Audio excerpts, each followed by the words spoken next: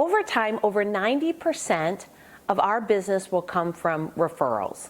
With that in mind, it's important to really have a good understanding of how to ask for referrals and how to get those referrals. And I have to admit, being with a coaching process over the last 12 years that has been hardline askers, I don't know that I've done it right. So let's talk about this and talk about maybe a softer approach to asking for referrals and see how that can help your business grow.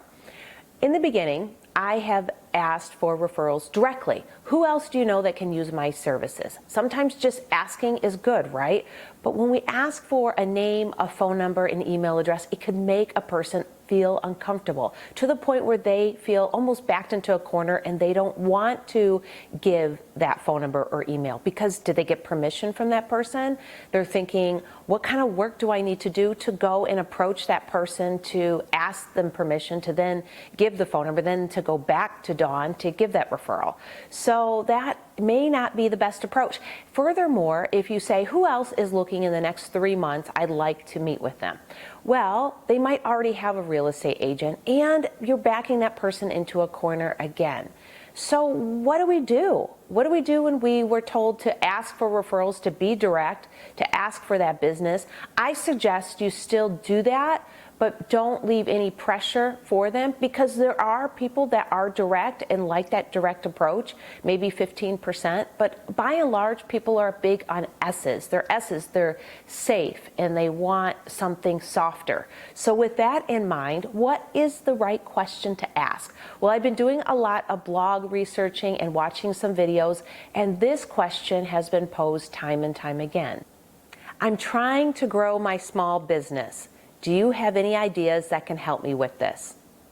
Doing that does 3 things. You're asking without asking. You're literally asking them for business, but allowing their mind to think on who does Dawn need to be put in touch with so that she can grow her small business. Number 2, by saying you're a small business, you're putting the opportunity for someone to help you, for your client to help. And we, by and large, like to help. We like to provide an avenue for success for the small business. We all want to see the small businessman, woman grow. And the third thing is you're asking for help. You're literally saying, can you help me? And in the eyes of Ben Franklin, that was a fabulous approach, to ask great questions and to ask for help. One of the main complaints that I've heard with this type of approach is, I don't want people to think that I have a small business. I don't want people to think that I am meager and need so much help. But the thing is, people, put yourself in their shoes. People want to help other people, number 1. And by and large, we want to see the small business grow, right? And admittedly so, all of us who are in real estate and mortgages, by and large, are considered small business when you look at the big scheme of things. So don't be afraid to take that approach. Give it a go. Give it a chance. So now that you've asked for the business, what's next? Well, the key is the follow-up. And you don't have to make it overwhelming. There's a little process called text 2x2. It's where you text 2 people daily during working days, and you simply check in with them. How are you doing, John? How is your summer going? How are you doing, Samantha? How is fall going for you? How are the kids? What's happening in their soccer sports? Just check in with them, open up the door for them. They will remember that question that you asked of them before and will begin establishing a relationship, rapport, and referrals to you. Later down the road, you have your databasing and you're going to continue your Sphere of Influence program, right? Well, you want to approach them with knowledge and intelligence, intellect and perspective. You really want to give your perspective on things, outlining the opportunities and the risks. When you do so and you give your personal perspective, you are memorable and you have they've leaned on you and you've provided something of value. So it's important not to just say, oh, the market is hot. The market is good. The market is really bad right now. Well, I don't think this is a good time to buy. But give opportunities and risks. So think through that and think about how you can lean on your intelligence and your market knowledge to really provide information to your client that will be of value, so that when you speak with them, you're asking about their family, you're talking about their dreams, you're interested in what their next goals are. And then you're providing some market knowledge that leans on your opinions and your perspectives as an expert in the field. Number 3, people will not refer us for doing a good job.